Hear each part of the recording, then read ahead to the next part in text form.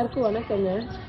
நேற்று வள்ளுவர் கோட்டத்துல நாம் தமிழர் கட்சி சார்பா அண்ணன் சீமான் அவர்களின் தலைமையில அண்ணா பல்கலைக்கழக மாணவ தங்கைக்கு ஏற்பட்ட பாலியல் கொடூரத்தையும் அவர்கள் தாக்கல் செய்த முதல் தகவல் அறிக்கையான FIR வெளியானதை கண்டித்தும் ஒரு அறவழி போராட்டத்துக்கு நம்ம அனுமதி கேட்டிருந்தோம்.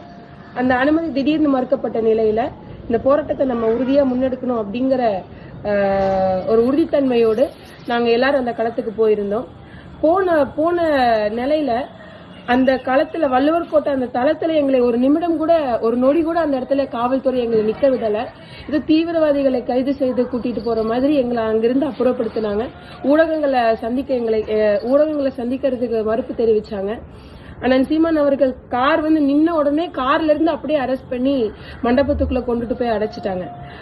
காவல்துறையான ஏவல் துறைக்கும் இந்த ஆளுங்கட்சிக்கும் நாங்க நாம் தமிழர்